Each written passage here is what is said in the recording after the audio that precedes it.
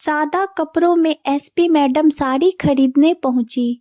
दुकानदार ने पुलिस बुला ली। फिर जो हुआ, एसपी मैडम साधारण कपड़ों में एक दुकान पर कपड़ा खरीदने जाती है, लेकिन वहां उनकी और दुकानदार की किसी बात पर झड़प हो जाती है। दुकानदार उन्हें धमकी देते हुए कहता है, आप या तो मेरी बात मान जाओ, वरना मैं पुलिस को बुला लूंगा और फिर देख लेना, आपको जेल की हवा खानी पड़ेगी। ये सुनकर एसपी मैडम मुस्कुराकर कहती है, ठीक है, अगर ऐसी बात है तो आप पुलिस को ही बुला लो, वही हमारा फैसला कर देगी। एसपी मैडम के मन में था कि पुलिस वाले उन्हें पहचान लेंगे और मामला वहीं सुलझ जाएगा, लेकिन जब पुलिस वाले आते हैं तो दुकानदार उनसे कुछ ऐसा कहता है जिसे सुनकर पुलिस वाले एसपी मैडम को अपने साथ लेकर जाने लगते हैं। यह देखकर एसपी मैडम हैरान हो जाती है कि पुलिस ने उन्हें नहीं पहचाना और उल्टा गलत का साथ दे रहे हैं। इसके बाद कहानी में कुछ ऐसा होता है जिसकी किसी ने कल्पना भी नहीं की होगी।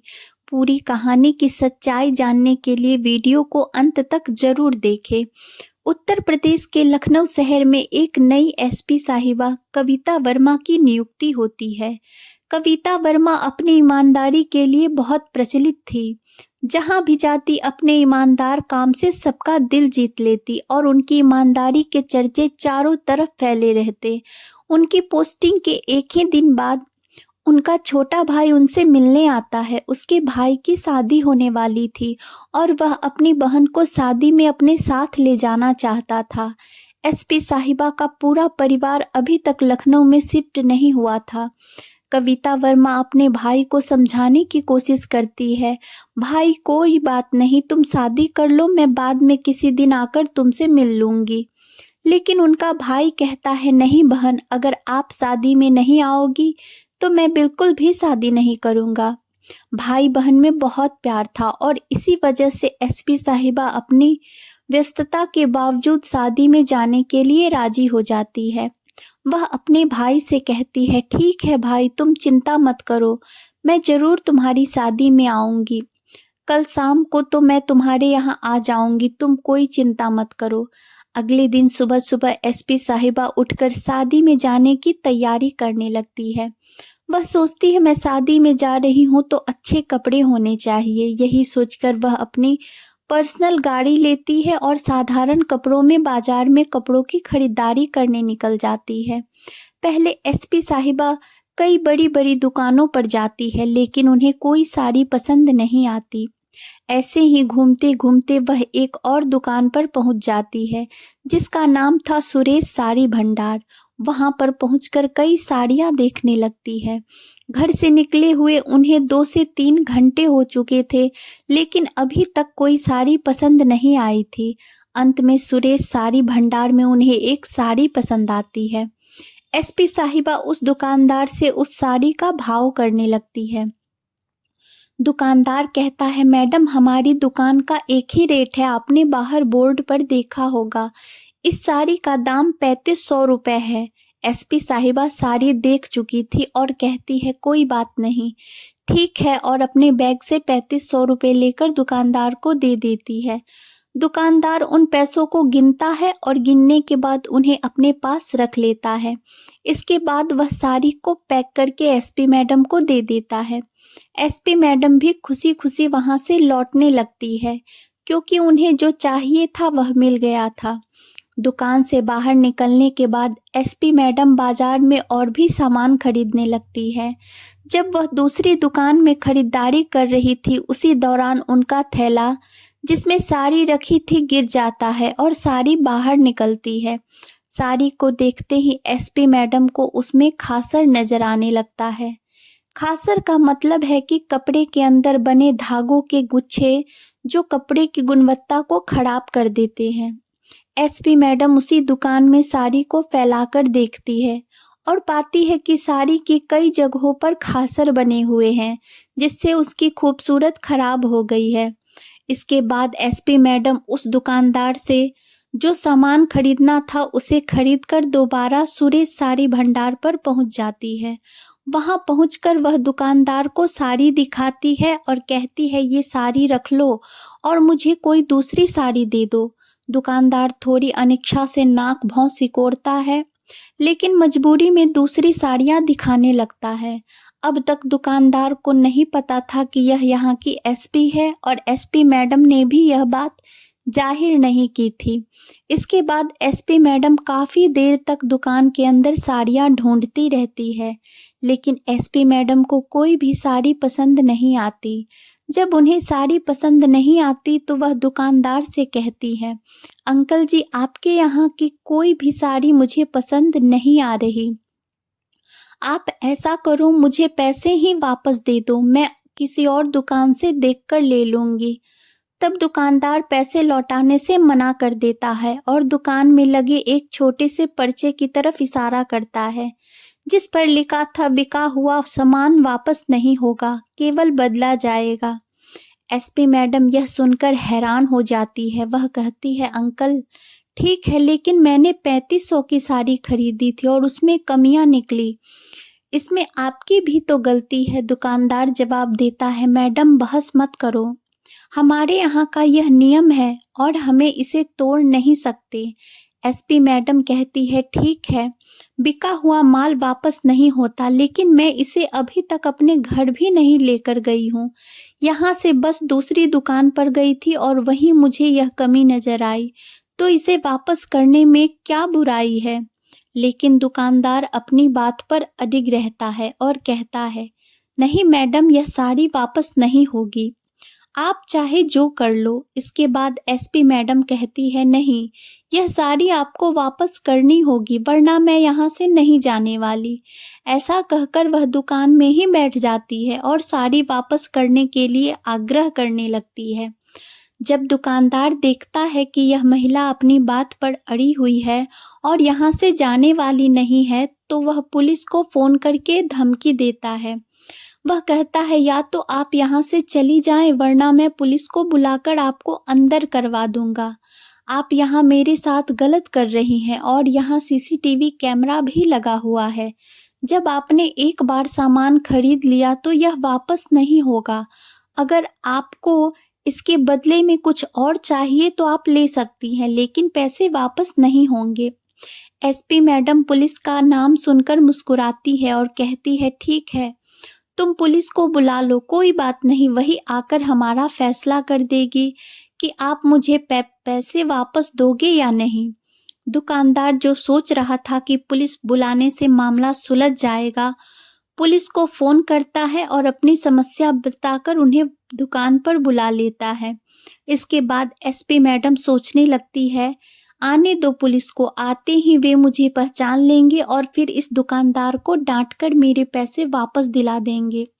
इसी वजह से उन्होंने अभी तक यह जाहिर नहीं किया था कि वह एसपी है, क्योंकि वह देखना चाहती थी कि पुलिस वाले यहाँ कैसा व्यवहार करते हैं और उन्हें पहचानते हैं या नहीं। थोड़ी देर बाद पुलिस वाले दुकान पर पहुंच जाते हैं और दुकानदार से बात करने लगते हैं। दुकानदार उन्हें एक तरफ ले जाता है और चुपके से रिश्वत देता है। पुलिस वाला ईमानदारी से अपना काम करने के बजाय इस महिला के साथ बदतमीजी करने लगता है और धमकाने लगता है। वह कहता है, वैसे तो आप पढ़ी लिखी लगती हैं, लेकिन इस तरह के काम करते हुए आपको शर्म नहीं आती? जब दुकान पर लिखा है कि बिका हुआ माल वापस नहीं होगा, तो आप इसे वापस कैसे करवा सकती हैं? यह सब सुनकर एसपी मैडम हैरान रह जाती है। उन्हें इस बात का अंदाजा था कि दुकानदार की गलती थी, क्योंकि साड़ी में डिफेक्ट था। कोई भी व्यक्ति इतनी कीमत में डिफेक्टिव साड़ी क्यों लेगा? दुकानदार को या तो साड़ी वापस लेनी चाहिए थी या किसी तरह का समझौता करना चाहिए था, और अगर वह समझौता नहीं कर सकते थे तो पैसे वापस देने चाहिए थे। यह सब देखकर एसपी साहिबा हैरान हो जाती है, खासकर इस बात से कि पुलिस वाले उल्टा उन्हें ही दोष दे रहे हैं और यह भी नहीं पहचान रहे कि वह यहाँ की एसपी है। एसपी साहिबा इस खेल को जारी रखना चाहती है, इसलिए वह दरोगा को समझाने लगती है। वह कहती है, साहब, मैं कहाँ गलत हूँ, यहाँ पर यह दुकानदार गलत है और आपको इसके खिलाफ एक्शन लेना चाहिए। मेरे पैसे वापस करवा दीजिए। इस साड़ी में दोष है तो मैं इसे क्यों लूंगी? दुकानदार बीच में कहता है, साहेब मैंने अच्छी तरह से इन्हें साड़ी दिखाकर मोल भाव किया था और इन्होंने पैसे देकर साड़ी ली और चली गई। अब यह वापस आई हैं और हो सकता है साड़ी बदल कर ले आई हों। एसपी साहिबा को यह सुनकर गुस्सा तो बहुत आता है, लेकिन वह अभी देखना चाहती है कि मामला कैसे आगे बढ़ता है। वह दरोगा से कहती है, दरोगा साहब यह वही साड़ी है और यह उसी दुकान का थैला है। एसपी साहिबा कहती है, अगर आपको विश्वास नहीं है तो साइड वाली दुकान तक मैं गई हूँ और आप यहाँ के सीसीटीवी कैमरे की रिकॉर्डिंग निकाल कर देख सकते हैं। दरोगा जी जो मामले को जल्द से जल्द रफा दफा करना चाहते हैं, एसपी साहिबा पर चिल्लाने लगता है। वह कहता है, आपको शर्म नहीं आती? देखने से तो आप पढ़ी लिखी लग रही हैं, फिर भी ऐसे काम कर रही हैं। हो सकता है आपने साड़ी बदल दी हो, जैसा दुकानदार कह रहा है। अगर आपने ज्यादा परेशान किया तो मुझे आपको गिरफ्तार करना पड़ेगा। यह सुनकर एसपी साहिबा गुस्से में आ जाती है, लेकिन फिर भी चुप रहती है। वह कहती है, ठीक है साहब, अगर ऐसी बात है तो आप मुझे अंदर बंद कर दो, मैं भी तो देखूं आप मुझे बिना वजह कैसे बंद कर सकते हो। ये बात सुनकर दरोगा चुप हो जाता है, लेकिन वह अपने हवलदार से कहता है, इसे पकड़कर जीप में बिठाओ और इसे लेकर चलते हैं। लेकिन तभी जो एसपी साहिबा है वो कह देती है कि आप वैसे तो कानून के रक्षक हो, लेकिन आपको पता इतना भी नहीं कि अगर किसी महिला को गिरफ्तार करते हैं तो उस वक्त एक महिला पुलिस होनी चाहिए और उसके बाद ही आप महिला को गिरफ्तार कर सकते हैं। अब यह बात सुनकर जो दरोगा होता है वह और भी चिढ़ जाता है, लेकिन अभी तक वहां पर थोड़ी सी भीड़ इकट्ठी हो गई थी, तो इसी वजह से दरोगा अपनी फीलिंग्स पर कंट्रोल करता है और फोन करके वहां पर महिला कांस्टेबल बुलाता है। अब जैसे ही वहां पर महिला कांस्टेबल आती है तो उसके बाद वह एसपी साहिबा को पकड़कर जीप में बैठा लेता है और बाजार के अंदर सभी लोग यह सब देख रहे थे। अब पुलिस के सामने भला कौन बोलेगा, यही सोचकर सब लोग चुप रहते हैं और एसपी साहिबा को वहां से बिठाकर थाने तक ले जाया जाता है। जैसे ही एसपी साहिबा थाने में पहुंचती है तो थाने के अंदर एक पुलिस वाला था जो एसपी मैडम को अच्छी तरह से जान पहचानता था, क्योंकि कुछ दिनों पहले एसपी साहिबा के यहाँ पर ही उसकी ड्यूटी थी और एसपी साहिबा की ईमानदारी के लिए वहां पर पूरी तरह से चर्चित थी। तो जैसे वो स्टार्टिंग में गया था तो उस टाइम पर उसे नहीं पता था, लेकिन धीरे धीरे वो एसपी साहिबा को अच्छी तरह से जान पहचान गया था। और जैसे ही वो एसपी साहिबा को थाने के अंदर आता हुआ देखता है कि पुलिस वाले उन्हें पकड़कर ला रहे हैं तो एकदम से बड़ा ही हैरान हो जाता है। वह आकर दरोगा को समझाने लगता है, कहता है कि साहब आपने बहुत बड़ी गलती कर दी है और इस गलती के लिए आपको बहुत पछताना पड़ेगा। लेकिन तभी जो एसपी साहिबा होती है वह उस पुलिस वाले को देखकर समझ जाती है कि यह उसे जान चुका है, जो वह एकदम से उसे चुप रहने का आंखों ही आंखों में इशारा देती है और पुलिस वाला भी समझ जाता है। इतनी ही देर में दरोगा कहने लगता है कि गलत क्या किया है, यह हमें चैलेंज कर रही थी कि कानून हमसे अच्छी तरह से जानती है तो इसी वजह से इसको उठा लिया है। एक रात हवालात में हवा खाएगी तो इसे पता चल जाएगा कि कायका कानून क्या होता है। ऐसा कहकर उन्होंने एसपी मैडम को अंदर बंद कर दिया। एसपी मैडम अंदर से दरोगा को तरह तरह के कानून कायदे बताने लगती है।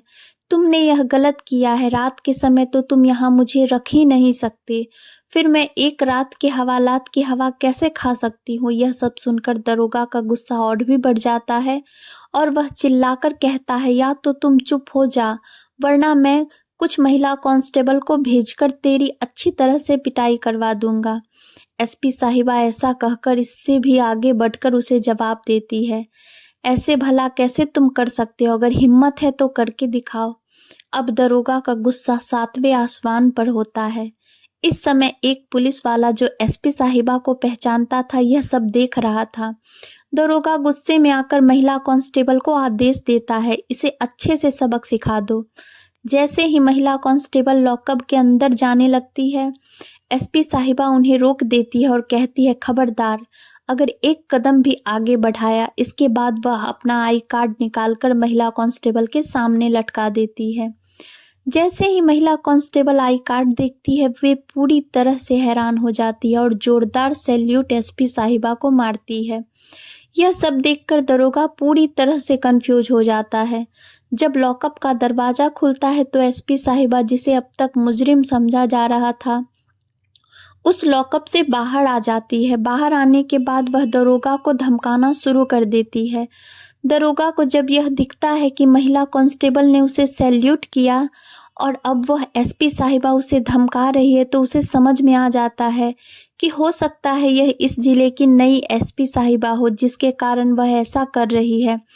तभी जो पुलिस वाला एसपी साहिबा को पहले से जानता था, वह सबको साहिबा के बारे में बताता है और कहता है कि वह इतनी ईमानदार और कर्तव्यनिष्ठ महिला है। एसपी साहिबा की बात सुनकर थाने के अंदर जितने भी पुलिस वाले एसपी साहिबा को अब तक नहीं पहचान रहे थे, वे सब एकदम से उन्हें सैल्यूट मारते हैं।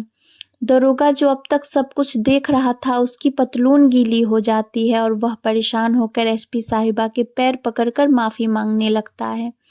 वह कहता है, मैडम, मुझे माफ़ कर दो, मुझसे बहुत बड़ी गलती हो गई है और आगे से ऐसा कुछ नहीं होगा। लेकिन एसपी साहिबा उसे समझाती है, नहीं, आपने गलती नहीं की है, आपने पूरी ईमानदारी से अपना काम किया है।